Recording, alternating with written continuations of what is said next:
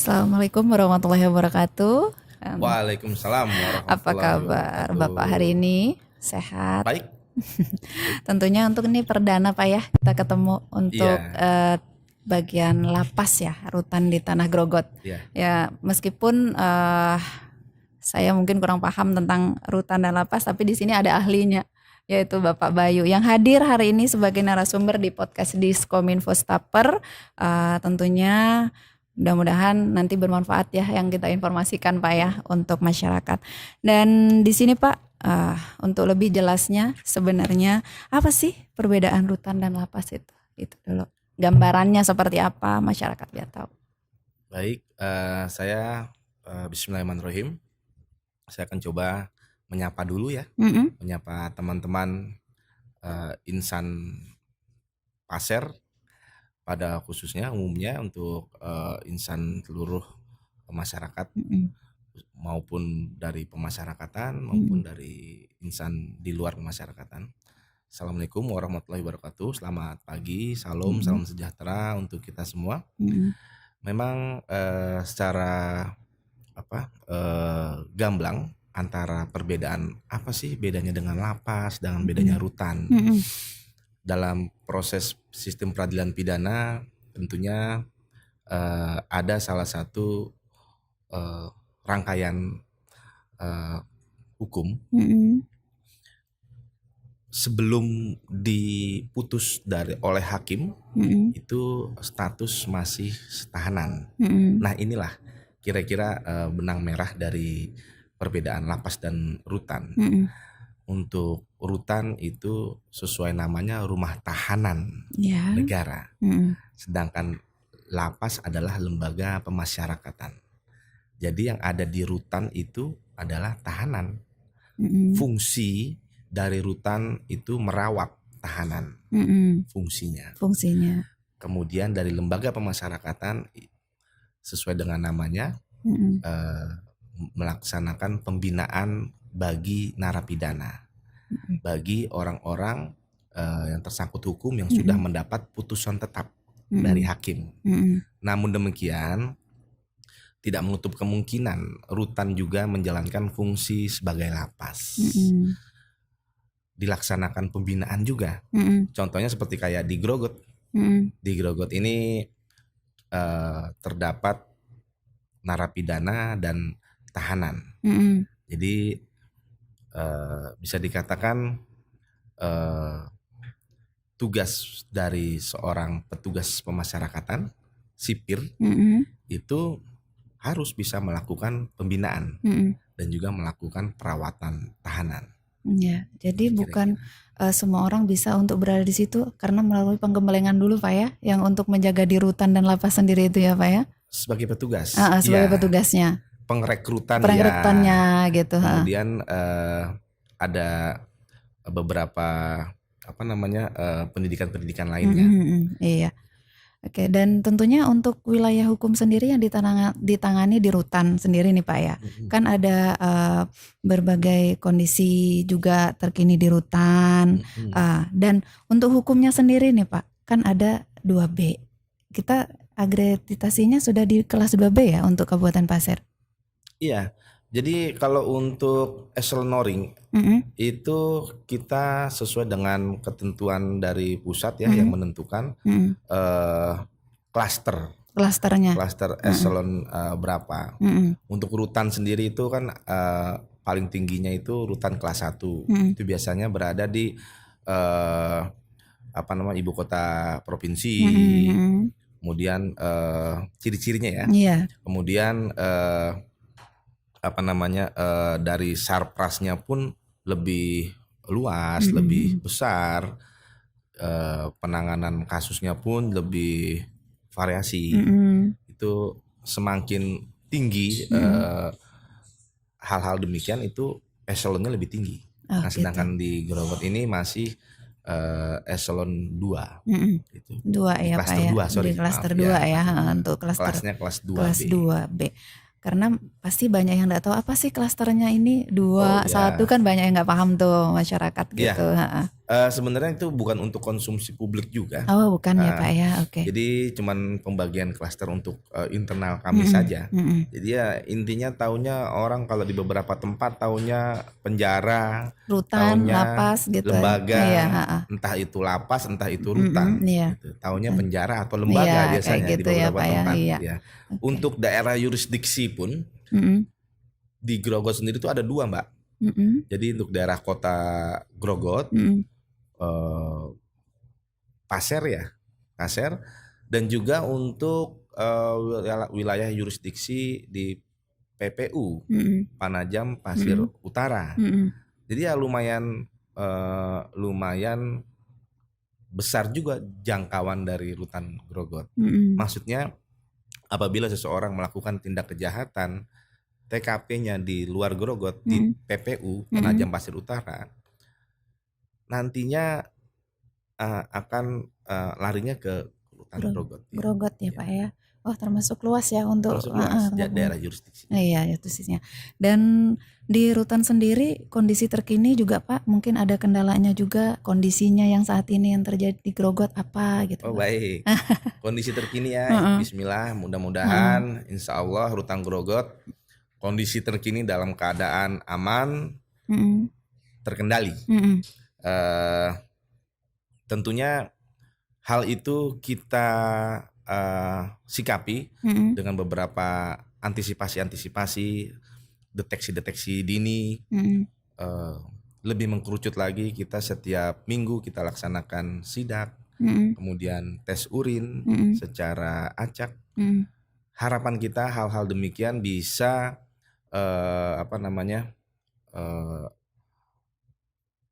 menjamin keamanan, menjamin Pak ya, ketertiban, gitu, supaya tidak terjadi hal-hal yang tidak kita inginkan, kayak barang-barang yang dilarang, itu yang harus kita amankan. Sesuatu hal yang tidak diperbolehkan itu yang kita luruskan. Iya. Dan di sini saya juga mau nanyakan kondisi untuk Tanah Grogot sendiri sudah sampai jawab di situ, dan tentunya ada hal-hal unik kah atau apa kejadian yang mungkin jadi pengalaman Bapak sendiri sebelumnya atau sesudahnya yang selama berapa bulannya ada di Grogot? Oh, hal yang unik gitu ya, di dalam rutan sendiri. Secara umum dulu. Iya, secara umum. Secara umum yang namanya lapas dan rutan dari Sabang sampai Merauke itu bisa dikatakan merupakan miniaturnya masyarakat. Jadi kalau di dalam masyarakat itu pasti mbaknya pasti tahu ya, keunikan apa saja itu pasti ada, ya kan.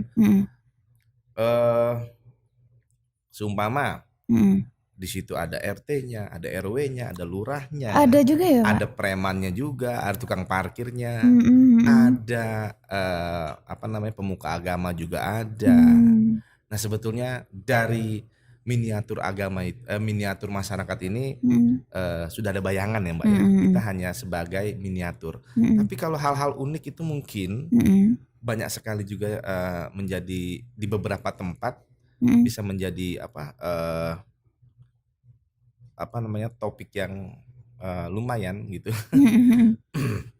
Contohnya keunikan di dalam rutan Grogot ya. Di Grogot khususnya. Ini bisa kita jumpai seumpama ada beberapa warga binaan itu di luar itu preman, di luar itu disegani,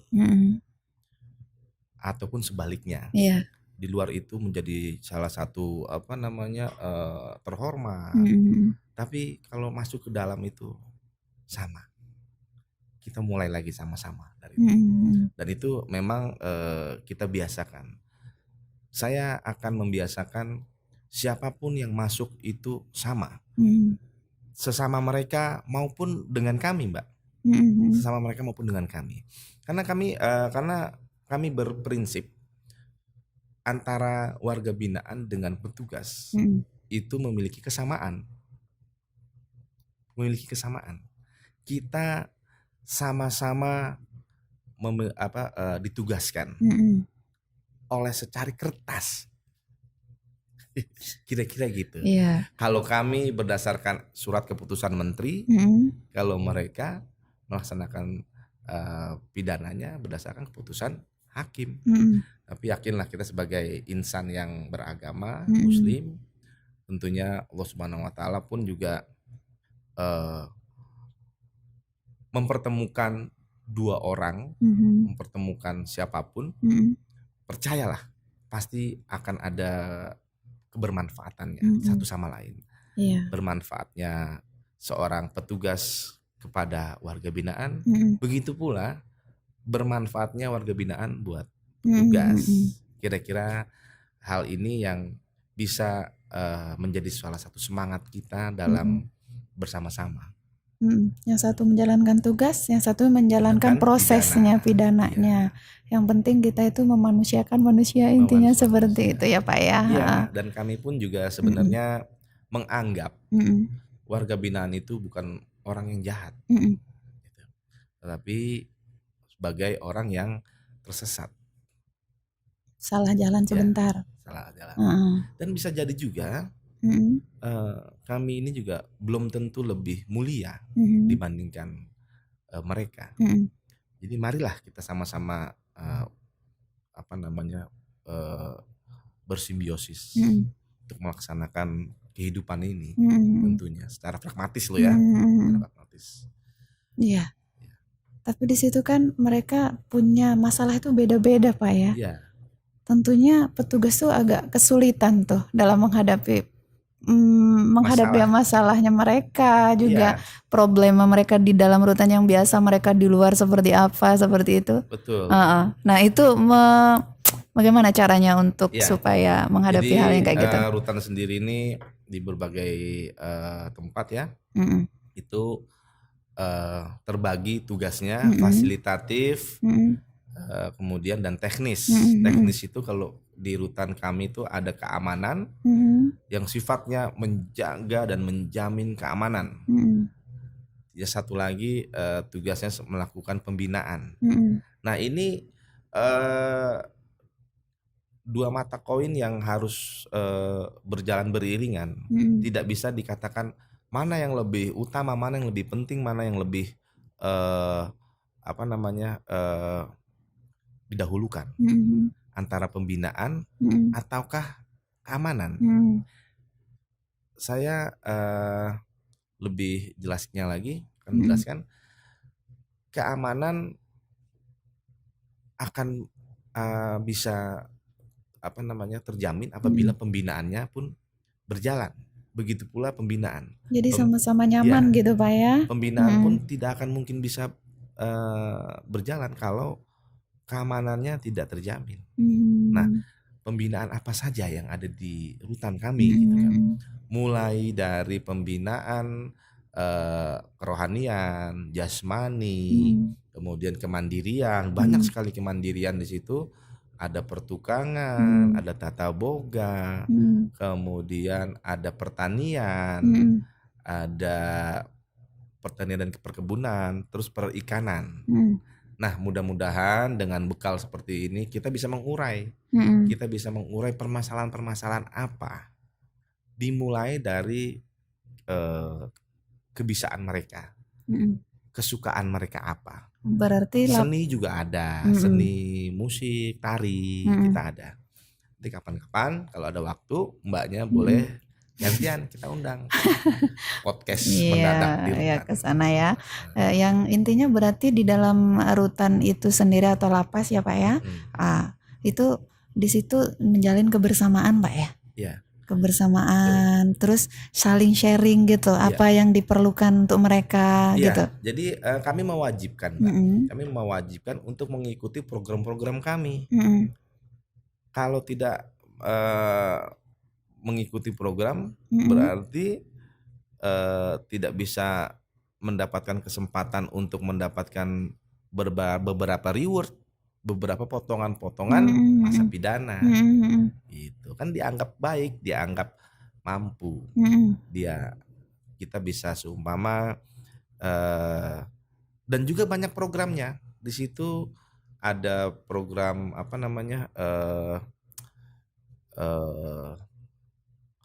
apa Iya, reward dari itu apa namanya program eh, unggulan kayak WBP ya pembayaran Pak. premi Premi ya Pak ya. ada premi Ada tanda juga. premi. Jadi hal-hal demikian yang bisa merangsang mereka untuk bisa mendapatkan hal-hal itu. Mm-mm. Jadi mendapatkan premi eh, kurang lebihnya berapa persen Ya, gitu Pak ya. ada perhitungan. Ada perhitungannya sendiri. Dan produk unggulan. Di sini kan ada istilah WBP, terus WBK, WBBM. Oh Kan ya, banyak tuh yang nggak paham tuh ya. Pak yang di situ. WBP itu jelas Heeh. warga binaan pemasyarakatan itu Ya. ada narapidana, Mm-mm, tahanan, anak didik Iya. pemasyarakatan. Heeh. Dan program unggulan sendiri untuk WBP-nya apa Pak? Program unggulan di Rutan Grogot Mm-mm. itu yang saya nilai lumayan Mm-mm. tinggi Mm-mm. di Tata Boga. Mm-mm. Itu kita bisa menghasilkan amplang dan roti siap hidang roti itu setiap hari kita produksi. Mm-mm. Dan itu bisa dinikmati oleh siapapun dan kita jual gitu. Nah, bisa juga kita terima orderan juga. Mm-mm. Nah, nanti dari hasil penjualan itu bisa kita masukkan ke dalam PNBP, Mbak. Mm-mm. Pendapatan negara bukan pajak. Nah, ini yang akan kita menjadikan apa sih namanya tujuan kami dalam bertugas, salah satunya itu. Jadi bisa untuk membina, juga bisa untuk penghasilan mereka nantinya Pak ya, kalau bisa untuk Betul. melakukan hal yang seperti itu. Dan unggulannya memang di wisata Tata Boga. Tata Boga menjadi salah satu unggulan juga di samping mebeler atau pertukangan. Pertukangan kita juga sudah beberapa kali terima pesanan dari beberapa instansi, dari beberapa individu, sepasang pembuatan meja, kemudian kursi, lemari, nah itu bisa. Ya berarti di dalam situ memang sudah dipersiapkan untuk melakukan Betul. hal kegiatan seperti itu Pak ya. Kami pun juga akan bekerja sama dengan beberapa pihak ketiga dalam UMKM. UMKM itu kita bisa melalui Tata Boga tadi, kemudian dari handicraft, hasil kerajinan tangan kita, hasil kerajinan tangan yang bisa menjadi produk-produk unggulan dari Rutan Grogot. Gitu. Jadi produk unggulannya di situ ya. Ini mungkin saya agak bukan menyimpang sih, enggak, maksudnya agak lepas dari sini. Ada enggak pengalaman Bapak yang lucu di situ, mungkin narapidananya di situ yang di Grogot ini yang berkesan gitu Pak? Apa ya Mbak ya? Yang mungkin bikin kita apa gitu? Mungkin narapidananya ada yang lucu, kejadian yang kayak gini gitu. Kayaknya Pengalaman sih sendiri ya, nggak ada ya. Di samping saya juga baru, belum genap 2 bulan, tapi saya akan sampaikan sebenarnya sih sama ya, entah di beberapa lembaga, beberapa lapas atau rutan, hal-hal yang terkesan itu ya normatif aja sih, kayak saya rasa nggak Masih begitu. Iya. karena memang masih 2 bulanan kurang lebihnya Bapak ada di sini. Walaupun Tentunya. ditanya di tempat lain sana pun saya juga bingung juga mau menjawab. Iya bingung ya Pak ya. Iya. Kesannya apa yang terkesan. Iya. Tapi yang pastinya kalau orang yang awam Pak tahu rutan itu sudah mau masuk tuh gimana tuh caranya, Iya, betul, gimana nih gitu, kayak gitu kan Pak, yang pastinya. Sebenarnya di dalam situ tidak semenakutkan begitu Pak ya. Mudah-mudahan enggak, karena kami akan terbuka kepada hal umum ya, dengan melalui media kehumasan kami, kita memberitakan one day one news, satu hari satu berita, hal-hal apa yang terjadi di rutan. Tentunya kegiatan-kegiatan kita, kegiatan dari petugas maupun dari kegiatan dari warga binaan kita, entah itu di pertanian kah, di pertukangan kah, apa di kegiatan-kegiatan yang bisa menginspirasi banyak orang. Gitu. Bahwasannya di rutan itu bukan suatu hal yang menyeramkan lagi, gitu kan. Tapi juga jangan sampai ke Jangan hutang sampai juga. karena kita jadi warga binaan juga kurang nyaman ya Pak ya. Nah, kurang nyaman. Mm-mm. Itu betul. Jadi kalau mau dibilang tingkat kenyamanan di dalam rutan ini Tetap nggak nyaman, tidak akan bisa menemukan kenyamanan. kenyamanan di dalam rutan. Cuman tidak seperti yang kita perkirakan bahwa di dalam itu sedemikian serem atau bagaimana, karena di situ merupakan lembaga atau istilahnya untuk membuat seseorang dilakukan pembinaan supaya keluar dari situ menjadi yang lebih baik lagi, Pak ya. Kita mempersiapkan pribadi-pribadi yang dapat diterima apabila kembali ke masyarakatnya, dia bisa dibekali, dia memiliki bekal. Entah itu yang tadinya belum bisa pertukangan, tapi karena di dalam dia bergaul dengan teman-teman tukang atau perikanan kah, atau perkebunan kah. Nah, mudah-mudahan itu bisa menjadi salah satu bekal dan bisa diterima oleh masyarakatnya. Kalau nggak bisa diterima, dia akan kembali ke masyarakatnya lagi yang kita anggap kurang baik. Nah, itu yang tidak kita inginkan. Iya, ini keluar dari sana kenapa sih nih nggak ada perubahan kan? Pasti begitu tanggapan masyarakat Pak ya, malah diulang lagi. Ada sebagian, nggak semuanya ya Pak. Ada juga orang yang merasa sudah jerak, tapi ada juga yang enggak. Harapan kita emang demikian Mbak. Harapan kita cukup sekali saja, menjalankan proses pidana. Jadi tapi tidak menutup kemungkinan juga ada kembali lagi. Jadi perasaan Bapak, kenapa nih ini kamu lagi sih gitu? Bapak ada enggak pernah begitu? Pastinya itu kan menjadi perhatian kami. Perhatian kami, menjadi catatan kami, dan kita akan lakukan evaluasi dengan teman-teman. Evaluasi ini yang bisa kita harapkan menjadi ukuran bagaimana cara membinanya ini seseorang ini, supaya sesuai yang dengan kita harapkan, kira-kira gitu. Sesuai yang kita harapkan supaya tidak kembali ke jalan yang sebelumnya.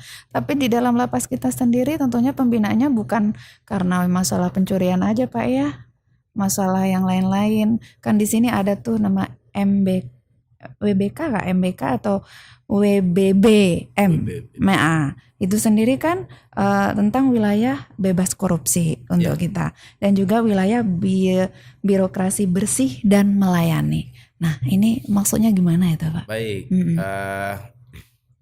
jadi WBK WBBM ini adalah satu program dari pemerintah, dan kita tekankan sama-sama di sini dengan jajaran saya tentunya untuk mengejar itu bukan hanya predikat yang harus kita raih, tapi WBK WBBM itu bagi saya adalah perubahan mental petugas yang bisa mempengaruhi kebaikan juga bagi warga binaan kita, tentunya harapan kita. Jadi bukan hanya hal predikat saja yang akan kita kejar. Kita harus memulainya dari dalam diri kita sendiri. Mau mulainya dari kapan? Dari sekarang. Hal-hal demikianlah yang nantinya akan berbuah hasil dan bonus WBK dan WBBM itu sendiri. Jadi kita memulainya benar-benar dari fondasi yang lebih awal, dari dalam diri kita sendiri, dan kita pun juga harus sepakat sama-sama. Kita memiliki persamaan visi dan misi untuk berubah. Dan mudah-mudahan berbuah hasil dan berbonus WBK WBBM. Ya, yang diharapkan benar-benar wilayah kita bebas dari korupsi, Pak ya, bebas dengan birokrasi yang bersih. Yang intinya jangan sampai, kalau birokrasi yang bersih jangan sampai ada memberi atau yang kayak mana, yang kayak gitu Pak ya. Sih kalau berbicara WBK WBBM ini dengan beberapa persyaratan yang harus dilalui. Iya, di dalam situ kan. Ada ukuran-ukuran tersendiri. Nah, tapi makanya saya akan mempersimpel lagi. WBK WBBM itu adalah perubahan mental dulu deh. Mental kita sebagai petugas. perubahan sikap. Mm-mm. Ini yang harus kita benar-benar persiapkan. Jadi kalau sudah mental kita bersih, tentu tidak akan ada yang seperti ini, Pak ya. Kita Yang mulai dari situ dulu. Mm-mm. Kita mulai dari situ, Mm-mm. dari hal-hal yang benar-benar kita miliki dulu. Mm-mm. Benar-benar yang kita menjadi pondasi kita. Mm-mm. Saya yakin kalau memang sesuatu dimulai dengan keikhlasan, Mm-mm. dengan bismillah, Mm-mm. insya Allah hasilnya kebaikan. Bonusnya WPK. Mm-mm. Dan untuk warga binaan pemasyarakatan sendiri, Pak, tentunya mereka itu kan ada tuh sebenarnya mereka tidak melakukan kejahatan. Sebenarnya kan orang baik tuh, mungkin kan ada mereka melanggar, kadang lalu lintas apa segala macam kan, Pak. Otomatis mereka tuh sebenarnya eh, mereka salah karena menghilangkan nyawa seseorang atau melakukan seperti itu. Jadi tentunya lebih mudah ya Pak ya untuk pembinaan untuk mereka tergolongan yang seperti ini. Karena yang masuk penjara itu ada juga orang yang bukan melakukan kejahatan yang tentunya seperti yang kayak narkoba, kayak yang lain-lain kan banyak tuh yang seperti itu. Tapi kalau yang seperti ini nih, apa ada perbedaan di situ? Pada prinsipnya kita membina itu memperlakukan sama.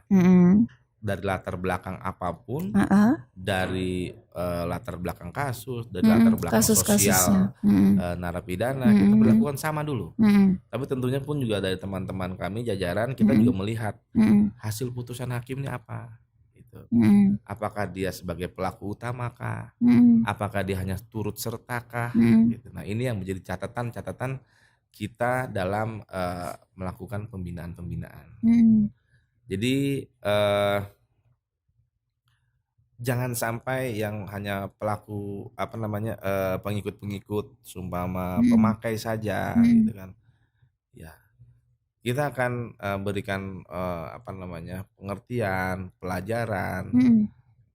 Sudah cukup dalam kejahatan yang dilakukan itu sudah cukup. Jangan sampai meningkat lagi. Jangan sampai tertular lagi dari virus-virus itu. Jadi tidak ada lagi pemikiran di penjara itu adalah sekolah tinggi ilmu kejahatan gitu.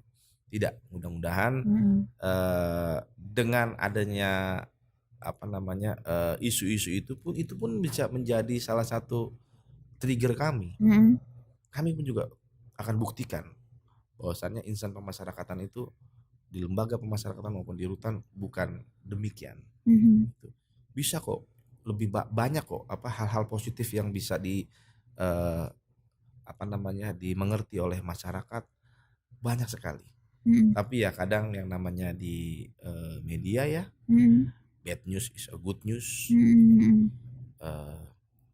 Kita sangat memahami, makanya kita harus memberitakan hal-hal positif setiap hari pada kepada halayak umum, dan juga bisa merangsang kita untuk berbuat baik apalagi kita besok ini, berbuat apa lagi untuk yang kita persiapkan besok. Jadi kita sudah memplanning ya, apa sih yang akan kita lakukan, apa yang kita perbuat untuk ini kebaikan apa untuk warga binaan kita ini kayak gitu ya Pak ya. Itu dalam pembinaan itu apakah perlu pihak luar juga Pak? Ada. Salah satunya dari Kementerian Keagamaan, kemudian dari Kementerian Perindustrian, dari Pemda juga ada, dari pihak-pihak ketiga pun juga ada. Ya, dan juga bagaimana peran pemerintah daerah Pak Pasir kepada rutan? Pemerintah daerah di Pasir ini karena memang sesuai dengan regulasi yang ada dari Kemendagri ya, Kementerian Dalam Negeri, bahwasannya Pak Bupati itu selaku ketua dari Muspida, Musyawarah Pimpinan Daerah. Tentunya kami adalah sebagai anggotanya, mulai dari kepolisian, dari Polres ya, kemudian Kajari, kemudian ketua pengadilan dan lain-lain, dan juga rutan. Itu adalah sebagai anggota. Sudah pasti dan sudah harus sebagai anggota kita harus mendukung. Kita harus mendukung program-program dari pemerintah daerah apa saja sih? Dukungan-dukungannya apa saja? Ya tentunya kalau dari Rutan sendiri dengan produk-produk UMKM, kemudian dari pertanian, nah itu yang akan kita tawarkan dan kita akan sampaikan ke masyarakat.